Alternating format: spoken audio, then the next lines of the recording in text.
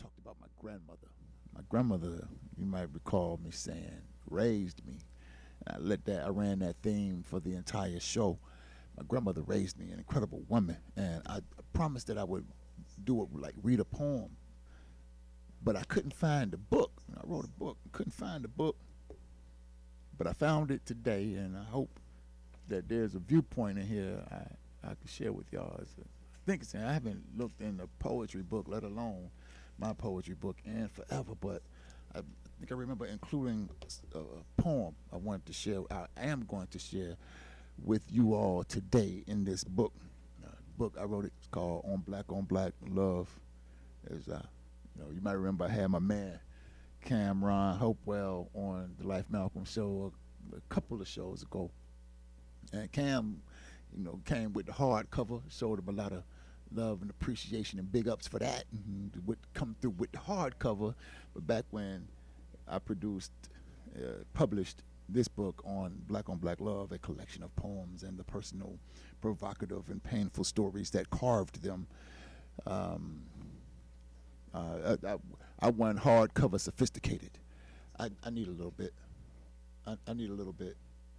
I wasn't hardcover sophisticated. The other way sounded. I don't know what we did differently, but that's a lot better for me. So if that's okay. All right, cool, yeah, good. Y'all, listen, I told y'all my producer's incredible. She works with my deaf ass. I can hardly hear, and my hearing aids buzzing, giving me feedback, and we got to get my volume right and get y'all's volume right. So y'all should give my DJ, my super producer, a hand, man, for making this thing happen for y'all in the midst of all of my old man struggles. Whatever is going on that ain't right, it's on me. But she gets me in the game. All right, so want to talk about, we're gonna have, we got, of course, we're gonna have a break coming up shortly, so we can't dive in too much right now. But I want to tell you that I've looked at some videos over the weekend that prompt. I shouldn't say I looked at some videos, but I saw some. Like, they just, how people force stuff on you through social media. You minding your business, your damn business, doing what you want to do, going on about your pleasant day, and for some of y'all going about y'all's petty day, and stuff pops into your feed and your story and something. I don't know how it goes. Yeah, somebody knows something about a feed and a story and your timeline and all the notifications and all this stuff. Anyway, so I came across some videos that we will discuss towards the end of the show. Going to talk about a video they say went viral, and I don't know why that is the term people use, especially in pandemic world where everybody trying to get rid of viral.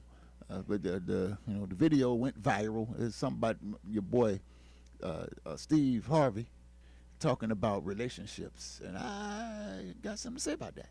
Matter of fact, I think I wrote a poem about it, but you won't hear that one today. And there's this video out with your boy Floyd Money Mayweather. Did you see that video? Where somebody that Floyd's supposed to fight, one of the white boys, Logan Paul or Jared Paul or something like that. One of these boys, brothers, white boys, he's supposed to fight one of them. Anyway, Floyd and this white guy I don't even know if it was the one if it's the one he's supposed to fight or the brother. Either way, he's Floyd is face to face with this white boy, and some things went down that that caused that video to get a virus, go viral, or something like that. So we want to talk about that. Also, the people have been talking about the vaccine. Are you gonna get the vaccine? The vaccine. My answer is hell no. And I'm gonna tell you exactly why I'm not gonna get the vaccine, and I'm probably gonna say some things to you that you don't know about the vaccine itself, about people, African people particularly around the world, siding with the if you will, intelligent decision not to put that stuff in our bodies. Some people, and listen, I'm not saying it's unintelligent to put the stuff in your body. I'm just simply saying that it is intelligent for some of us not to put the vaccine, the viral, the vaccine in our bodies. And I'm going to explain a bit why. You can chime in the discussion by dialing up 813-444-9588. You can also holler at us in the YouTube, the Facebook. Drop a comment, let us know what you're thinking, and just so you can get your thinking cap ready. Like I said, we're gonna talk about vaccinations, vitamins, and videos. So as far as vaccinations, I know y'all smart, intelligent, got all these reasons why you should get the vaccination, right? Because of the pandemic and what have you. So what I want you to do is go ahead and look up what you think you know about viruses. We about to go to break in like 2 minutes, maybe 90 seconds. So I want to give you a little homework to do over our short break. Come write down what you think you know about viruses. Also, write down what you think you know about your immune system, and you should know something about your immune system. After all, it's your damn immune system. So write down what you think you know about your immune system and how it works when your body is faced with pathogens like viruses. Let's see if it matches up. Let's see if we can reason together around this question of viruses and vaccinations. Also, write down what you think you know about vitamins. I say vitamins because that's what so many people say, but I call them vitamins.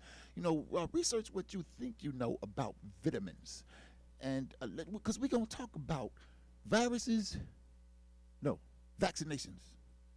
in context of the virus, though. Vaccinations and vitamins, and then we're going to chop it up a little bit with videos. And the whole title of this show, so like I told you, this book is called On Black Love. So most of the stuff in here is like on something. So like on Black Love, on social, on relationships. And so tonight's Life Malcolm show is on the viewpoints. I'm gonna share my viewpoints with you, and I hope you will comment, call in, and share your viewpoints with me.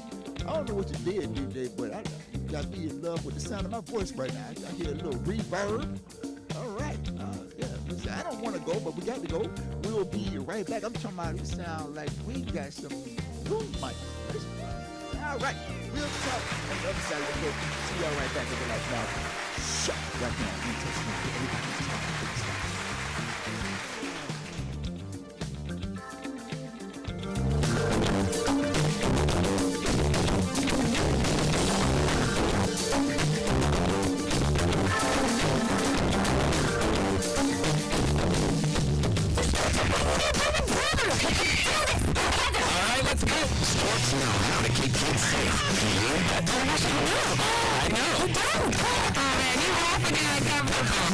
Making sure your child is in the right car seat is one of the steps to safer travel. To know for sure that your child is in the right car seat for their age and size, visit safercar.gov/the right seat. Cool. Very cool. Brought to you by the National Highway Traffic Safety Administration and the Ad Council. It's important to plan ahead for emergencies, like the storm. When it kicked in, we had a plan. We were able to get in touch with each other in no time. How to find each other. The whole experience was fine. The most frightening 10 hours of my life. If there's one piece of advice I'd offer other moms out there, it's to stay calm and keep to the plan. Some parents plan ahead, some don't. Make sure you know where to find your family in an emergency. Start your plan at ready.gov. Brought to you by FEMA and the Ad Council. In Touch Radio. This is Joel Sylvain and Kevin Carr, and we're with Power Moves, where celebrities, athletes, key influential executives, influencers share how they make money, how they attract power, and how they earn respect. Come join us every Tuesday at 8 p.m. Power Moves on In Touch Radio.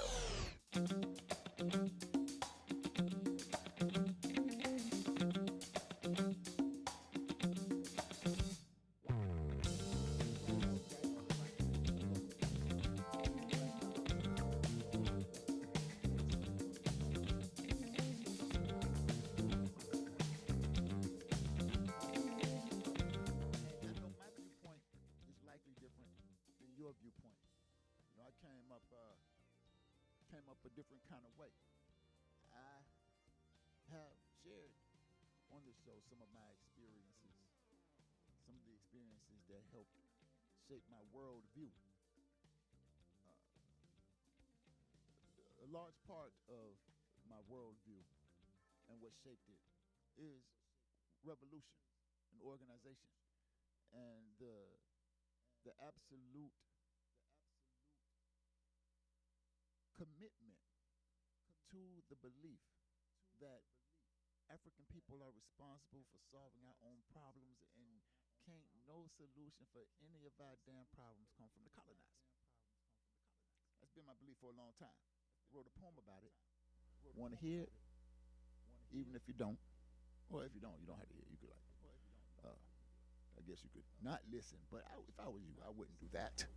So although you don't have your, shame on you too for not having your on black love Life Malcolm book. You can I don't even know if you can still get these things. Somebody asked me about it. Oh, hey D, I got you, man. D asked me about some poems. Man, D Jackson asked me about some poems. I got to I'm gonna get them to you, bro, I promise. But look, so this poem I'm going to read right now is called Never See Me. Never See Me. Now, it's for those of you all just tuning in, I used to do poems for a living. Like, used to perform poems. I once touted myself as Tampa's only full-time spoken word artist, and it was true at some point in time. But now I don't do that anymore. I don't do poems. I haven't done poems in a very long time, at least not performing them, certainly not professionally. So I say all that to say if I have a little rust on me, as far as cadence, delivery, hell, even reading. It's been a long time since I've read words this tiny, on the computer screen. I didn't even wear glasses when I wrote this book. So I'm saying, y'all just walk with me through this process. I think we're gonna get something out of it. So, okay, enough of that. Here we go. So in the book, what I did was when I wrote the poems, or decided which poems I would include in the book, I chose poems that I thought had interesting backstories. So the Never See Me was a poem I used to perform a lot. And this is one of the poems I used to perform as an early poet.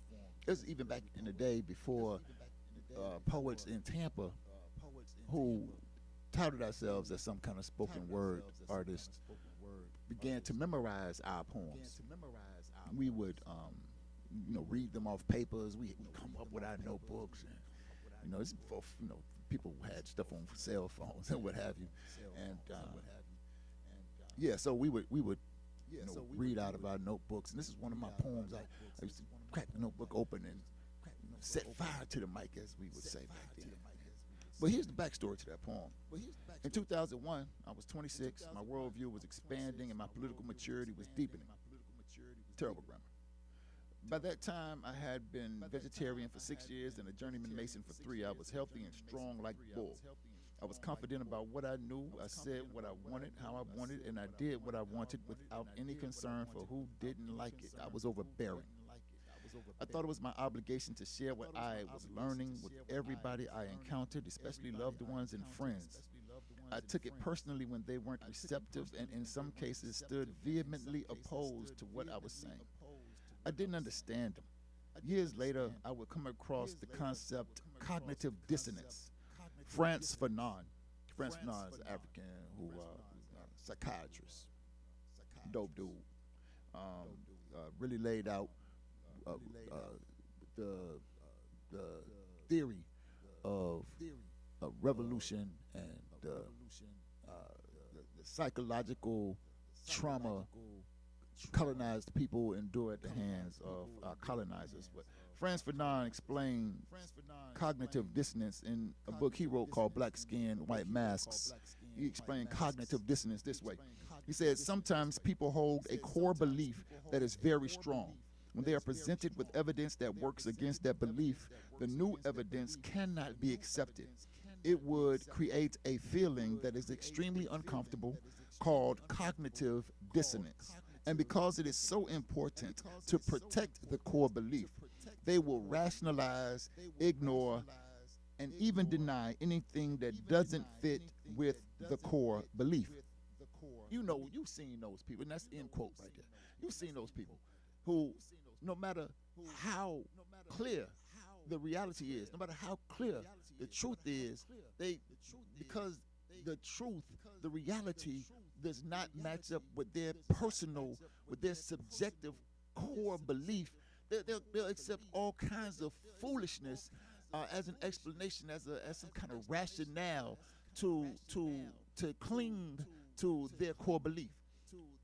I'll give you an example. There are people, African people, who know damn well that this is who call the United States America. When they say America, they're not thinking South America, Central America. They're not even thinking all of North America. They're not thinking Canada. They're thinking the United States when they say America. And some of them actually believe that they are Americans. And they're wrong. Everything about the reality in which we live tells African people that we ain't no Americans, right? But instead of accepting that conclusion, instead of accepting that reality, that truth that is present in our faces all the time, African people will latch on to some tomfoolery like there are two Americas inside the United States. They'll say it all the time. Well, there are two Americas. No. It's not two Americas. It's not a white America and a black America. I mean, maybe when Martin Luther King Jr. 60 years ago said it, he did not have the advantage of integration, right? 60 years of integration, 60 years of seeing how police treat African people after African people get the right to vote, after given the right to vote, however you want to say it, after white people say it's okay for African people to go to school in the same place with white people and go to the bathroom at the same time with white people and what have you, and still seeing Africans killed, brutalized, maimed at the hands of white people, having not had that experience. Martin Luther King Jr. and others of his ilk were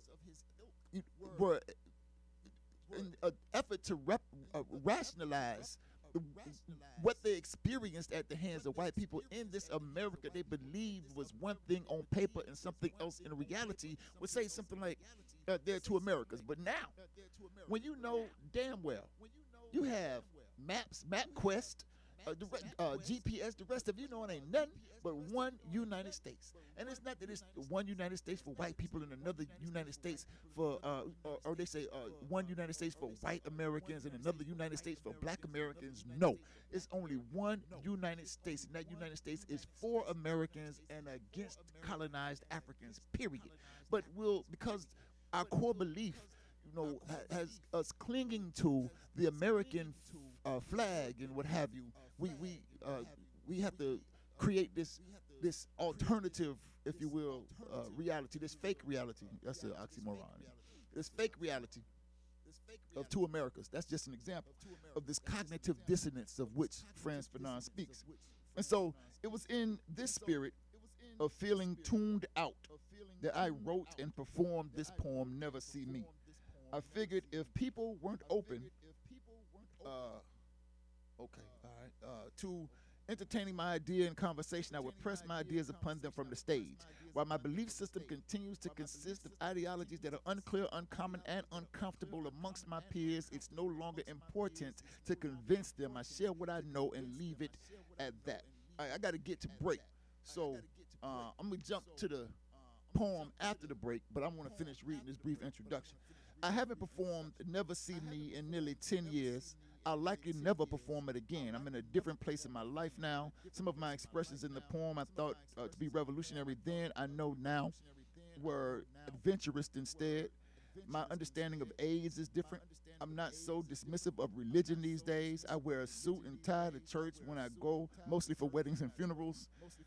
And presently it is uncharacteristic of me to write words that speak so insensitively about women with whom I've shared time and spaces, as does the line about my ex-wife in this piece. This poem was not going to appear in this collection for the reasons mentioned above. Ironically, though, it's included for those very reasons. Again, it's important to show you my growth. So, when I get back, you're going to see me all exposed. You're going to see my flaws, my flawed philosophy, my core beliefs at that time, which had to be shattered in order for me to move into a more revolutionary place. Let me see. My producer said I got 2 minutes. Can we do it? Let me see. All right. Okay, no, we're not going to do that. We're not going to rush. All right, so I will tell you this.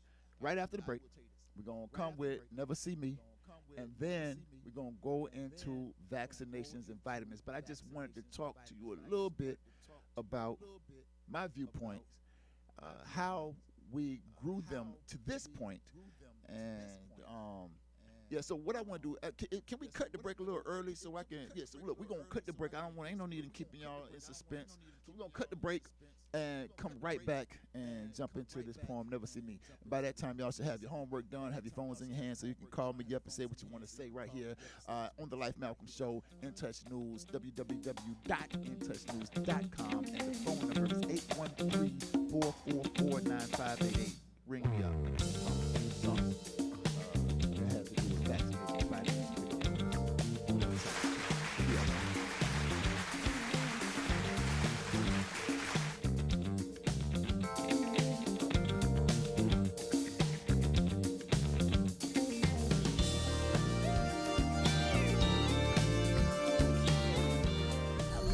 Kubo, what have you got planned for today? Come on, this way. Adventure can be found anywhere, but the best place to start is in the forest. It's the most powerful magic there is. Head outside to discover incredible animals. Wow. And beautiful plants that come together to create an unforgettable adventure.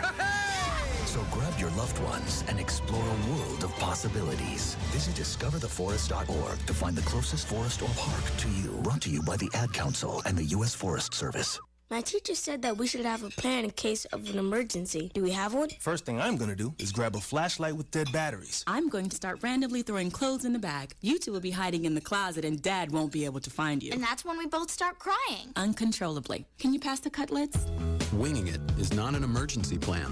Make sure your kids know what to do during an emergency, who to call, where to meet, what to pack. Search Ready Kids at nyc.gov or call 311. Brought to you by the New York City Office of Emergency Management and the Ad Council. Call in and tell a friend to listen in. Listen up! It's In Touch Radio, reality radio.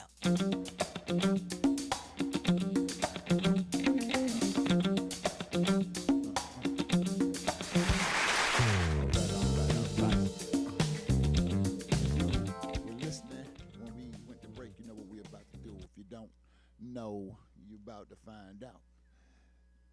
I guess I can't help it, being this way, with a thought process outside of the thought box of this society's dictates, but I'm my own man with my own damn thing. But if you cool just using 20% of your brain, that's you. That's not how I go. I told you I was rusty. Start over. I used to say people like that, get off the stage. I guess I can't help it, being this way, with a thought process outside of this thought box of this society's dictates, but I'm my own man with my own damn thing. But if you're cool just using 20% of your brain to get through, that's cool with me too, because that's you. But you'll never see me content with using less than 100%, even if that means I have to go against the grain. Sacrifice popularity and capitalistic gain. Struggle a little bit and endure a little pain and strain. Although sometimes you see me being forced to play their game, you'll never see me allowing them to shape my life, accepting their methods just because they say they're right. Perhaps I used to be that way, but now that I'm wiser, I put away childish things like accepting the colonizers as my advisors. I see some peculiar looks on your faces because I call them colonizers. I guess some of us still don't understand. Just like it takes more than him wearing the pants to be the man, the pants in your house to be the man in your house. It takes more than you being born in America to make you an American. But yeah, you can. Go ahead and be patriotic, baby. Boast and brag. Send your money to their relief funds and wave your flag. But you'll never see me pledging allegiance or singing their national anthem. No, I'm an African internationalist, and they'll have to shoot me on sight if they knew what I was planning. I'd be plotting a revolution, liberation for my people. You thought that World Trade Center explosion brought commotion. Wait till you get a load of the sequel. I said it, and I don't regret it. You'll never see me biting my tongue, cause bit tongues are guaranteed to bleed. Besides, every time I talk, I cook up food for thought, and I got so many people to feed. And speaking of food, you'll never see me being careless about my diet and ignorant or insolent enough to let these colonizers prescribe it. I've been watching them for years, and I know population control has always been one of your American government's most primary goals. That's why when there ain't no wars, all these planes and trains be crashing and all types of mass destructive calamities be happening. That's population control. That's why AIDS is running rampant. That's why cancer ain't got no cure. And that's why poor people die from poor health care, because poor people are uninsured. Population control. That's why I don't use fluoride or drink water from the tap, because they put fluoride in that. And I bet you didn't know fluoride is a poison they use to kill rats. Population control. That's why they tell you to eat meat, although they know consuming dead flesh ain't conducive to living. Sure, you could tell me people eat it all the time and live to be 95, but I say to you, who the hell say we can't live to be 195 if we never started eating dead pigs, dead cows, and dead chickens? You probably like, you tripping. Damn, dude don't even eat turkey for Christmas, but you'll never see me celebrating those paganisms anyway, so it ain't no conflict of interest. And if you heard how I feel about America, you can imagine how I feel about Thanksgiving. And believe me, the same way I teach on stage is the same way I teach my children. I be sitting around the dinner table like, F religion, because that's tradition. You never see me going to church leaving money. I'd rather spend my time out in the streets feeding the hungry.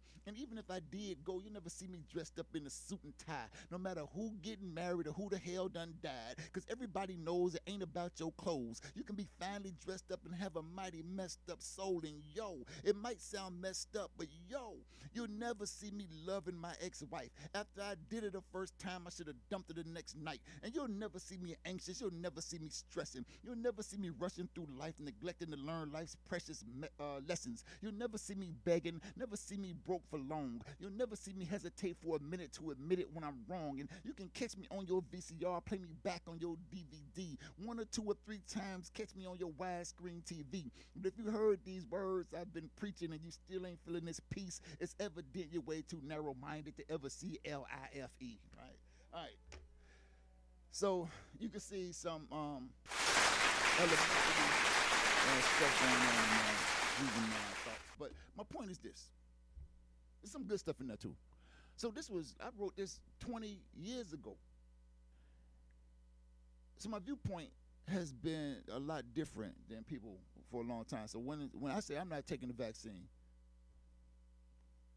I'm not taking the vaccine because, unlike so many people I hear these days, I realize some people, I hear them say stuff like,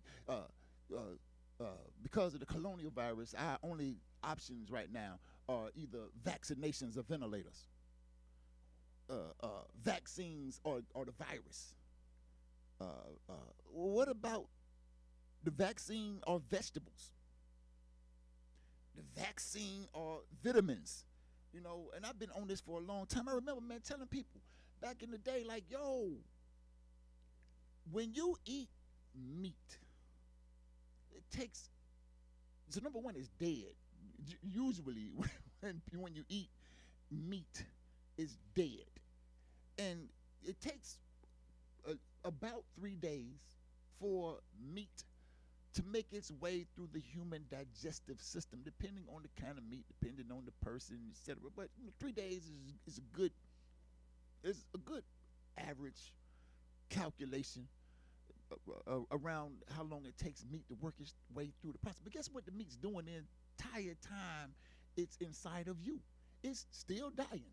The dying process, the decaying process doesn't stop when it's inside you for those 3 days, and you wonder why you smell a certain kind of way when you go to the bathroom or when you got to get ready to go and, that gas come out and you can't hardly stand yourself. You wonder why. And some people even cognitive dissonance think that it's supposed to be that way. And so now here you are with all this dead flesh inside your colon. And I asked you to look up what you could about the immune system, right? Do you know that your immune system, a lot of your immune health is inside your colon? Did you know that? Is that what you got in your notes? And so now you have this colon clogged up with decaying flesh in your body, and you wonder how come you have a suppressed immune response, and you figure, well, it's something wrong with you that only a vaccination can fix, only a vaccination can protect you from. You have a hard time accepting the reality, the very real truth that you can change your immune health just by stopping eating certain stuff, right?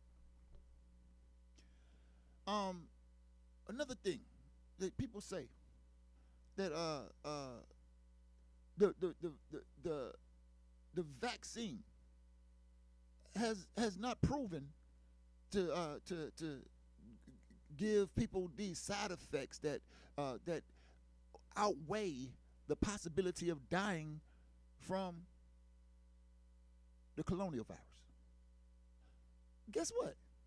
Healthy eating don't even have no side effects. And on top of that, 100% of the people I know who eat healthily are immune to the colonial virus. 100% of the people I know, 100%, without fail. Those of us who know that we should get half our body weight in ounces of water every day, that we should get vitamins from our vegetables and fruits every day.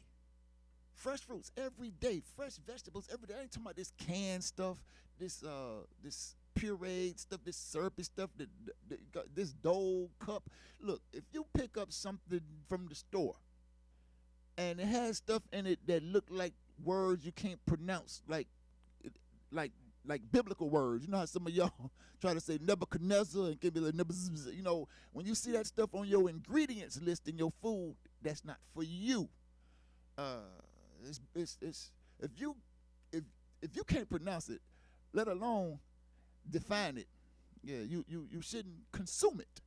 And there are those of us who know that adequate water, adequate vitamins, and supplementing minerals, because the soil in this country it has been depleted of minerals since the 50s. That's on paper. Since the 50s, the mid-1950s, depleted, because the only thing farmers put in the soil, most farmers, generally speaking, is a concoction of NPK, nitrogen, phosphorus, and potassium.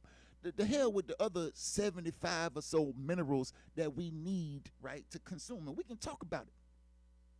We also know that we need amino acids, omega-3 fatty acids in their proper proportions every day.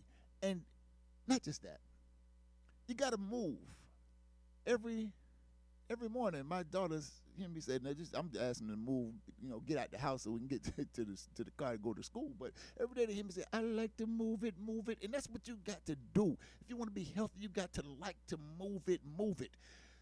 We can talk about, did you do your little homework over the breaks? I asked you because I want you to call in and tell me that you know what that your immune system has two parts, at least two parts, right? Do you know that you have something called an innate immune system and an adaptive immune system? Did you know that? Did you know that you have an immune system that is all the time working, all the time looking to identify pathogens and deal with them when detected. Did you know that? And also, you have this adaptive immune system that when the innate immune system can't quite do the job all by itself, it calls on the helper cells, the T cells, the neutrophils, and some other words that we can come up with. But that's not the point. You have this innate immune system and this adaptive immune system, and sometimes when the innate immune system doesn't kick the pathogen's ass, it calls on the adaptive immune system to come through, and what you see then is a little bit of inflammation. And what we want, first thing we want to do when we get inflammation is take the anti-inflammatory. Now, the inflammation has come to the rescue to do, they're providing backup for the innate immune system. They come through to eradicate this pathogen problem.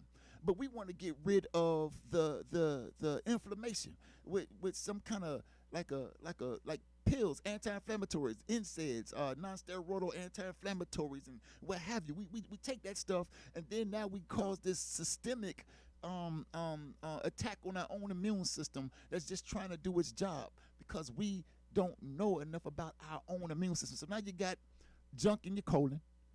Now you immune deficient. Vitamin deficient, nutritionally deficient. No vitamins, no minerals, not enough water, not enough amino acids, not enough omega-3 fatty acids. And then on top of that, you adding stuff to your body that make you sicker. And so don't move around enough. You end up getting fat, overweight. You're not curvy, acute, big boned. You're fat, overweight. And the human body can't deal adequately with pathogens and invaders when you're overweight, because a lot of that overweightness is a sign of inflammation. And so when the pathogens show up and cause on the adaptive immune system to come through and do some work with the pathogens, sometimes because the adaptive immune system can't identify just a particular pathogen and sees all kinds of stuff going on wrong in your body, it nukes the body and you get what you call a cytokine storm. Look that up. That's a specific word, cytokine storm. You can look it up and come up with the scenario that most of you might be most familiar with as sepsis.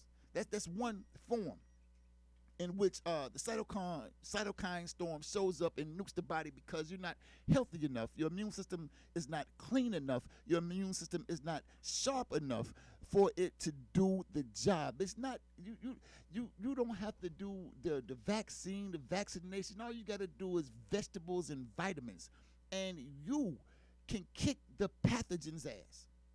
I don't care if they call it the colonial virus or AIDS or what have you. If you do right by your body, you can beat it.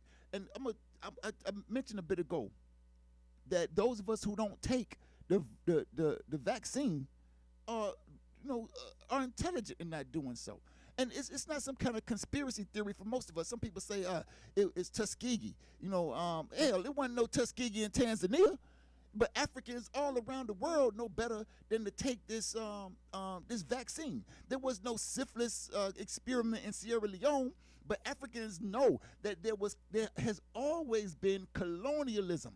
Before the colonial virus, there was colonial violence, and it's always attacked us. And those of us who are aware of our colonial condition are prudent and wise not to accept anything the colonizer suggests is a solution for our problem. So we're going to take a quick break so I can get my hearings back together, and we're gonna finish this thing up, man. I guess, yeah. So we talked a little bit about vaccinations, viruses, vitamins. Now we're going to talk about videos. We'll be right back.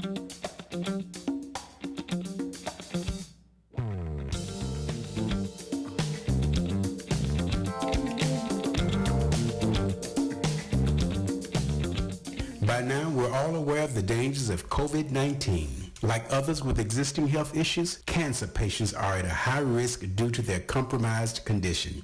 If you are newly diagnosed with cancer, your care likely can't wait. Moffitt Cancer Center is the best place for your cancer concerns and to provide guidance to help you plan your next steps. We're here for you. Call 1-888-456-2839 or go to moffitt.org/here-for-you.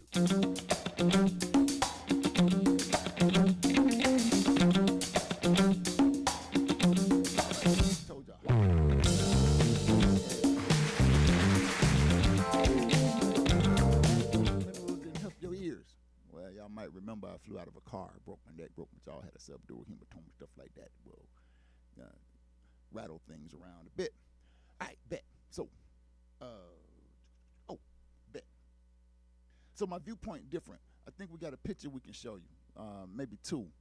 Wanna do that. So listen, this thing about colonialism. You can put them up whenever you're ready, DJ. This thing, colonialism, has always been all my adult life.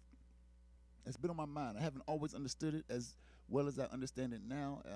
After having been informed by the theory of African internationalism and worked through the practice, but my experiences make me different than many people in this country and certainly in our city. That's me holding that sign. I don't know if you can see me, but that's me peering over the sign. This white woman that come through and killed two Africans, ran over 4 Africans, killed 2 of them right there on Fletcher and 22nd in front of the University Area Community Center. And it wasn't, the police didn't do it. This white woman did it, killed Africans and got away.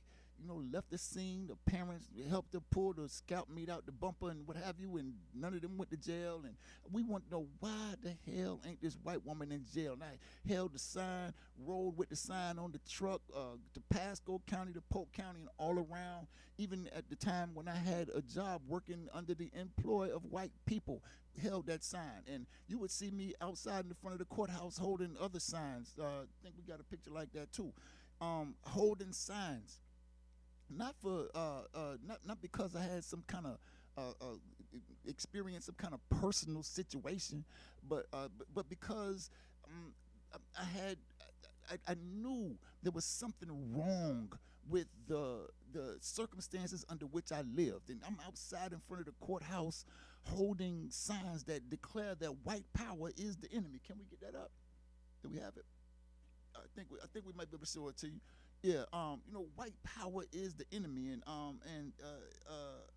it says that the state won't protect us or defend us. We have to protect and defend ourselves. And I bring this point up because if I don't tell you, a lot of people won't tell you. You know, history revisionists to make it seem like the revolutionary consciousness that does exist in the Tampa Bay community emerged, from sprang from somewhere else. But this work happened, I did this work a long time ago. Organizing happened a long time ago on the ground right here in Tampa. And it wasn't a result of some personal attack on my family or friends or people I knew. But I know that there are people who don't hold a sign until they bury a son. But long before I had to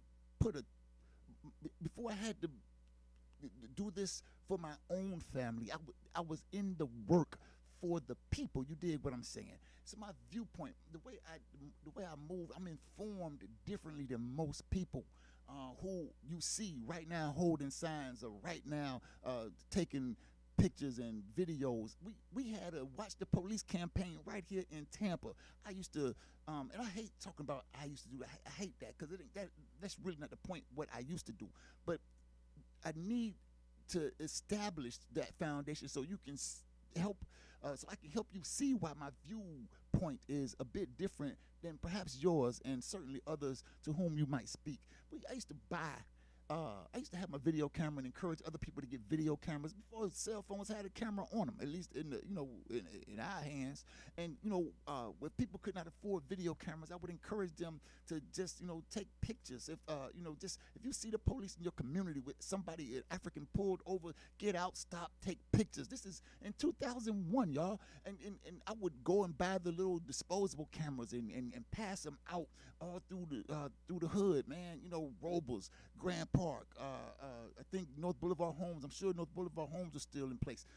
Central Park was still in place. And I would just buy them and pass them out because I knew how incredibly critical it was for us to watch the damn police. And now, 20 years later, you see how significant exposing the brutality of the police to many people in the world from whom the mainstream media was able to hide such barbarism from can be. You see how effective that kind of work can be. But we did this work a long time ago. So, told you I was going to talk about videos.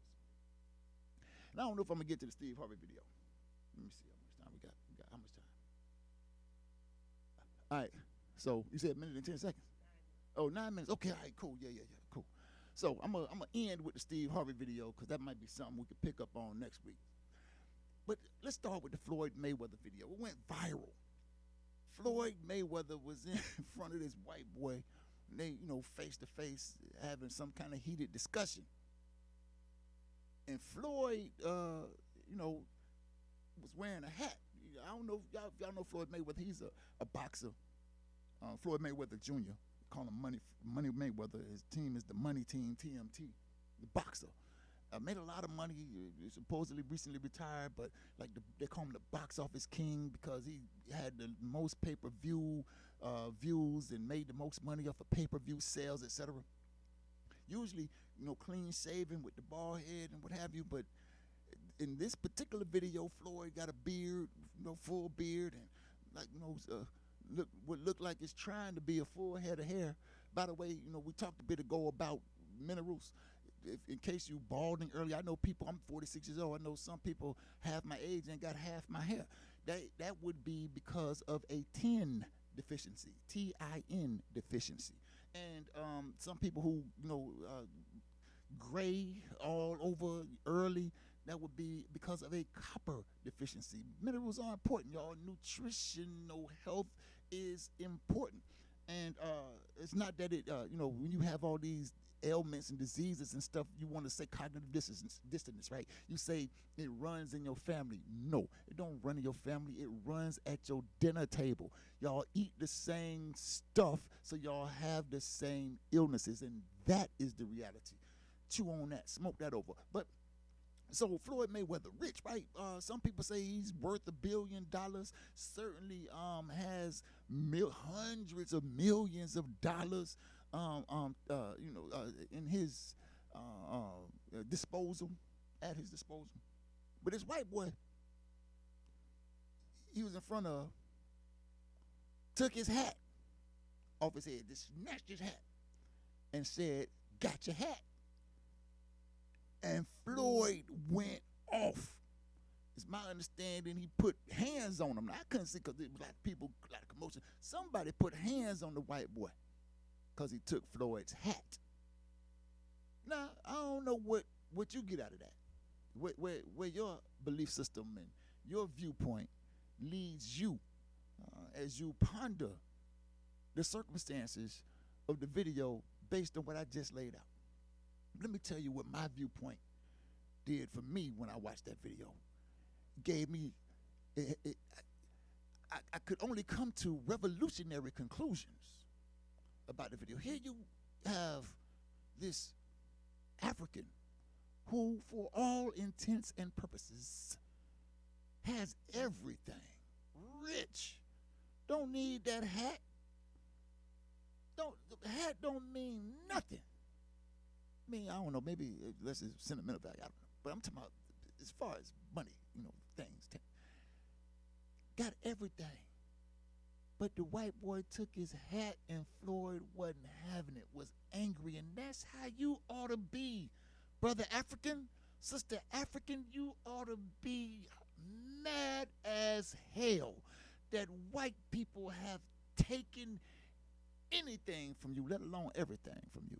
You ought to have that same kind of guttural, visceral, violent response whenever white people, colonizers, dare to take anything from our African self. Yeah, that's what I saw. He got millions and hundreds of millions in the bank. White man, you don't get to take a damn thing from me. You understand? And that's my viewpoint. I read the comments of the video. Ain't nobody say that. Ain't nobody say, look, that is a microcosm. That is analogous to the colonial condition we live in. No, we need every damn thing we supposed to have. You don't get to take nothing from us, colonizer. All right, so that was that. Did y'all come to that conclusion? I mean, if you did, you know, I'm impressed, but I don't think you did. All right, now, I got a few minutes left. So, haven't had an opportunity to do a word from the word in a while, and I don't know if we're gonna be able to do it today. But what we will do is a word from the wordsmith. I brought my book, so we're going to do a word from the wordsmith. I'm not going to do a poem, but I will tell you about this video I saw. Steve Harvey, years ago, said in some interview that he does not believe that men and women can just be friends. You know, like, especially if the woman is fine. And I'm going to have to agree. I don't have no friends. Number one, I don't really have friends. That's family. That's no. I don't really get down like with the friend thing. I don't know what that's about. Family, you know. Look, you can be my friend if I've known you for 30 years. 35, I think I said that on the show. Yeah, about 30, 35 years, then we can start looking at friendships, stuff like that. But man, look here, man. If you fine, what we supposed to be doing as friends? Like, come on, how does that work? I don't get it. I don't have no fine women. I'm just sitting around calling up like, hey, how your fine ass doing? So you're saying that they have to be ugly in order for them to be your friend? I could be friends with a not fine, but beauty is in the eyes of the beholder. So you may think that they're ugly, right, but they may think that they're fine. And also your spouse may think that they're fine too, which is ultimately why you're not having any women friends, right? We could talk about cognitive dissonance again. Like, if they think they fine, but they look like who did it, how come, and what's in it. That's cool. They could be my friend, and if they think they my friend and they fine, then that's on them. But I'm done. And my spouse. See, I mean, she heard it first. I mean, how the hell am I have fine women friends, and a spouse? She should be suspicious. And I'm gonna tell you why. What if y'all been friends for 30 years? You said after 30 years they can be your friends, so they can't. So what if they've been fine for 30 years? That's a good point. So let me tell you why. If we are friends now, it's because we done got all that other stuff out the way. Yeah, all that stuff that would prevent us from being friends. All these thoughts and exploratory ideas, all that, we done dealt with that 20, 30 years ago. And now, hey, now we can be friends. But long as that stuff is on the table, and so I say this to say, and we can pick this up next week, talk about this, because listen, you go to your Bible. This is a word from the wordsmith. You go to your Bible, you'll see in Genesis, God created the heavens and the earth, according to the Bible. And then after he made water and wind and sun and moon and grass and trees and stuff like that, right? You get to the last part of chapter 1, Genesis chapter 1. You get to the last part and it says he made man, right? And then what the first thing he told him to do? He didn't say get married. He didn't say pair up. He said start fruitfulness. Start fruitfulizing. Be fruitful and multiply. And so it's only human for man and woman to want to do what God said do. Now, y'all gonna say, oh, well, that was just the one man and the one woman. No. The reason why I just told you how the chapter 1 went, where it came with the sun, the moon, the water, the wind, the trees, the animals, and all that. That was the story of the creation of the entire world according to that book. And then in Genesis chapter 2, you see that God makes one man, and then he don't even make the woman first. If you read the book, the first helpmeet that God made for man was animals. And then God was like, well, no, that's not. I think the man was like, no, that ain't really suitable. And then he made the woman. And then he made some trees came up and some grass and some fruit and some other things. He started naming stuff. 2 totally different stories. Different stories. That was another video I saw. And I think about that whole cognitive dissonance. So listen, yes, I am. All y'all are in the no friend zone. And that's where you're going to stay. So said the word. All right, listen, y'all. I had some fun with y'all. I hope I said some things that left some on your mind, something to talk about.